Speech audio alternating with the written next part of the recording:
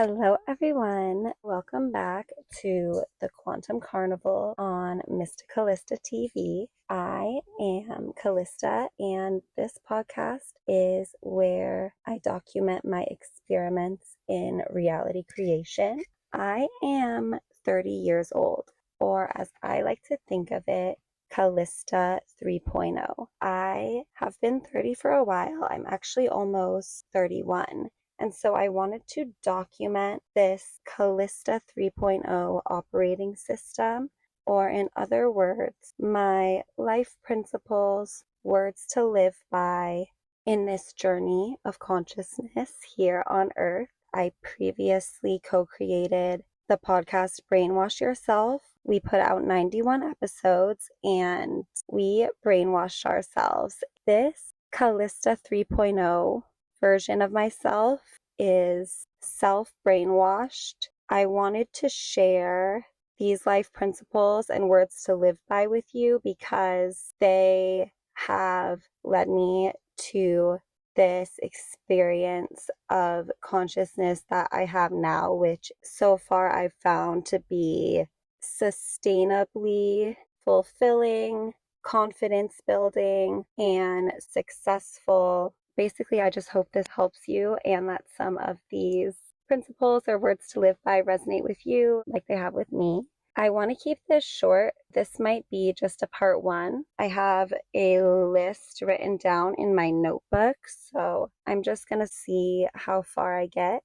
The first thing that I have written down here, a life principle, is a pro-failure attitude. I saw a tweet or something like that. Someone had set a goal to get a certain amount of rejections. So they had taken opportunities or applied for things that they wouldn't otherwise, as opposed to only going for opportunities that they felt capable of achieving. What they found was it was harder than they thought to reach their goal in terms of rejections because they ended up being successful and accepted into these opportunities that they never would have expected due to imposter syndrome, fear of failure, or something like that. That really impressed me. And then over the years, I started hearing more and really putting together this pro-failure attitude. And the way I see it is we can be so afraid of failing, but what it means to fail is to be outside of your comfort zone, trying your best at something that's really important to you. And that is the recipe for success in life. And the shame that we feel for failing is what holds us back from really taking chances and trying our best and pushing ourselves to go for the things that really, really matter to us. So how I implement this in my life is with failure points. I think of life as a game, and the point is to earn as many failure points as you can. And I don't keep track, but for me, a failure point can only be earned when I'm truly disappointed in myself. If I really wish the outcome could have been different and I feel like I let myself down, and I wish I would have done things differently, that can be kind of an uncomfortable psychological space to be in. But when I notice I'm in that space, I give myself a failure point. I give myself a pat on the back. I say I was out of my comfort zone, trying my best at something that was really important to me. And I'm proud of myself for that. And the whole point of life is to earn failure points. So I'm winning and I'm on the right track. I think this really contributes to just mental resilience, shortening that time between falling off the horse and getting back on, which I think is also a good objective when it comes to cultivating ourselves in life, is developing that resilience, shortening that time between failure and the next attempt. The next thing I wrote down is a growth mindset. I believe this comes from a book by Carol Dweck called Mindset, although I haven't read that. The idea is that you could either have a growth mindset or a fixed mindset. People with a fixed mindset believe that they and everyone else are born with certain predispositions for skills, certain talents, opportunities, privileges, and that determines your options. And the amount of success eventually available to you in life. If you have a growth mindset, you believe that with enough hard work and dedication, you or anyone else can achieve anything that you set your mind to. And I believe that it was found that people with a growth mindset are much, much more likely to succeed at whatever their aim is than people with a fixed mindset. And our beliefs are a choice. So make the decision today, if you haven't already, to choose to believe that you can achieve any outcome with enough persistence. Like that phrase where there's a will, there's a way.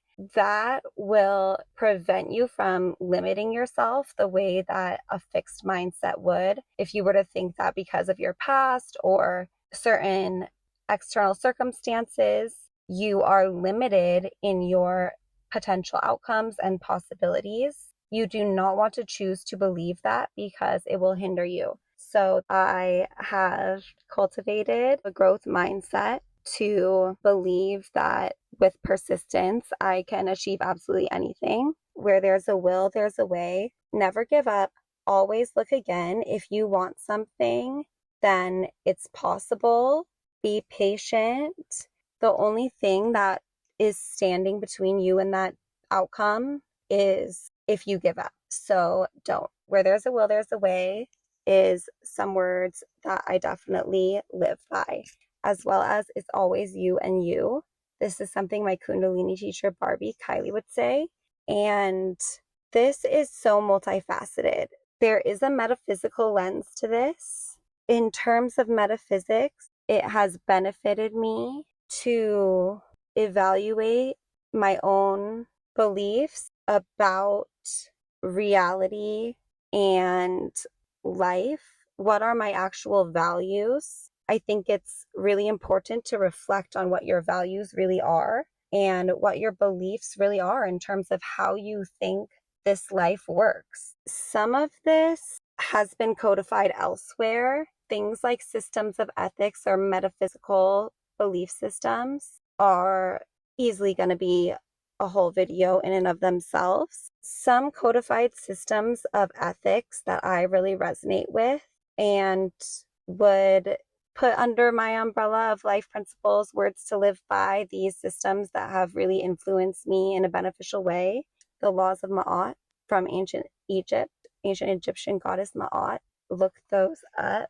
The Tao Te Ching by Lao Tzu, the Taoist text, I recommend reading, as well as Patanjali's 8 limbs of yoga. Those contain 2 ethical branches, the yamas and the niyamas, as well as 6 more limbs about meditation, relationship to the divine, and the self and the body. So those spiritual intellectual lineages from Egypt, China, and India, the laws of Ma'at, the Tao Te Ching, the 8 limbs of yoga, in terms of ethics, I endorse and resonate with.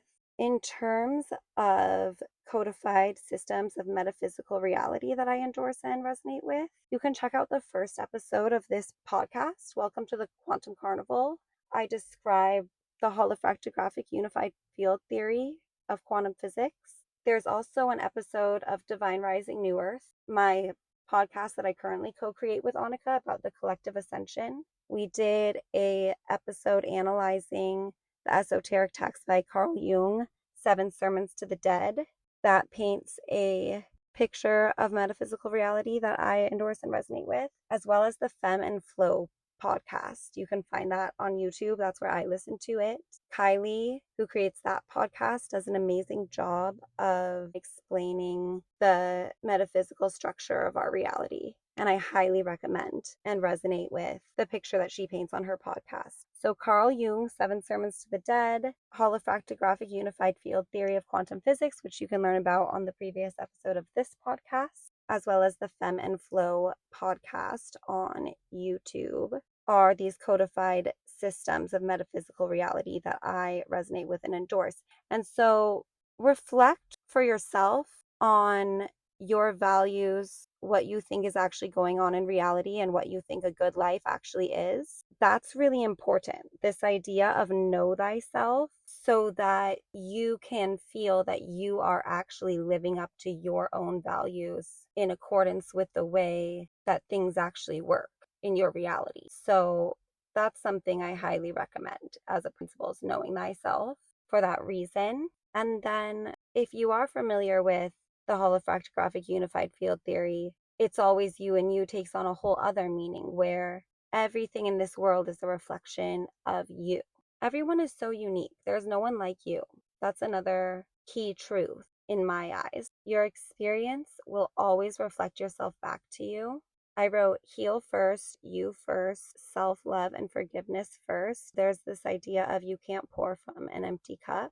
To improve your external circumstances, or even to show up better for those in your life and be able to be a better match for those external circumstances that you may prefer, you always, in my opinion, want to start internally. So any dissatisfaction that I have, I reflect inward. How can I come to a place within myself where I'm feeling good within myself, regardless of the circumstances? Everything in your life will flourish from your self-respect, your healing, your self-love, and your self-forgiveness. It's so important to forgive yourself. Everybody makes mistakes. So forgive yourself now, forgive yourself today. It's so healing, and it's such a beautiful experience. This also ties into something that Annika and I call Reg's Law, REG, after Robert Edward Grant, a thought leader who has influenced me. He describes the universe as a U inverse. So in the U inverse,